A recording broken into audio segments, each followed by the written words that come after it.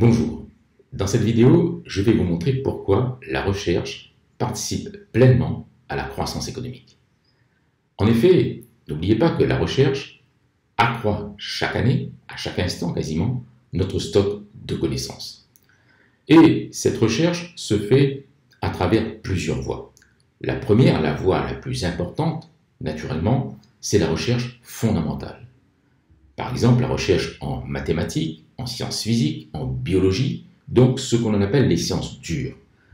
En géologie, donc la liste des sciences dures ne manque pas, et ces recherches, bien sûr, vont s'abstraire en quelque sorte de notre compréhension du monde, tel que nous le voyons, nous voyons des choses très simples finalement, et cette recherche est une recherche que nous pouvons qualifier d'abstraite. Évidemment, il y a des théorèmes qui sont établis, il y a des corrélations entre paramètres qui sont établies, il y a des analyses qui sont faites, mais au fond, on ne sait pas très bien comment on pourrait l'appliquer. Et même les chercheurs, ceux qui font de la recherche fondamentale au départ, eux ne savent pas vraiment sur quoi cela va déboucher en termes d'application concrète. Deuxième type de recherche, la recherche appliquée.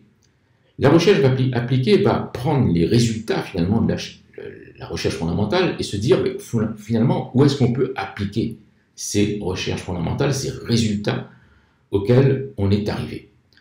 Alors évidemment on va explorer différents domaines, par exemple est-ce que c'est l'espace, est-ce que c'est la voiture, l'automobile, la filière sidérurgique, la filière biologique, faire des vaccins. Par conséquent, la recherche appliquée va essayer de comprendre finalement comment on peut prendre les fondamentaux et puis les appliquer à des filières ou des domaines de notre vie, tout simplement. Et une fois qu'on a trouvé à peu près dans quel domaine on peut l'appliquer, par exemple, c'est les transports, ce sont l'aviation, la biologie, les médicaments, les domaines ne manquent naturellement pas, et donc la recherche appliquée va dire, bon voilà, donc là on est sûr qu'on peut appliquer le résultat de ces recherches fondamentales à tel ou tel domaine.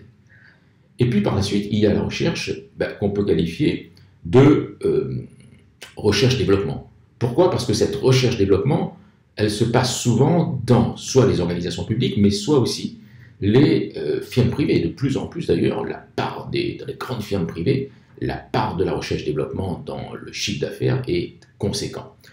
Et cette recherche-développement va permettre évidemment d'appliquer les résultats de la recherche appliquée, cette fois-ci, à des produits, à innover sur les produits.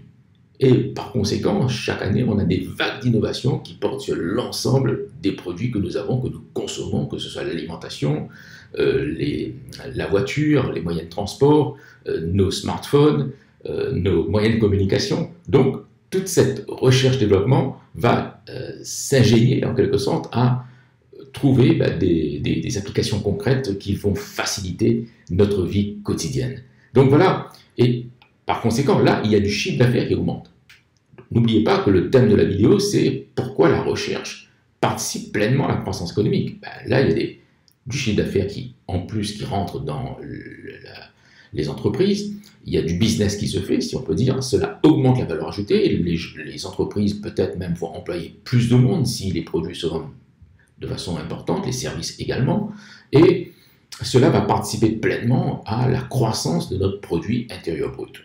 Voilà donc ce que je voulais dire sur le lien finalement entre la recherche et la croissance économique. N'oubliez pas ces trois aspects de la recherche et n'oubliez pas que les applications concrètes augmentent le volume de transactions, augmentent le volume du chiffre d'affaires des entreprises, participent à la création d'emplois et donc par conséquent à la valeur ajoutée, à l'augmentation de la valeur ajoutée et à la croissance économique.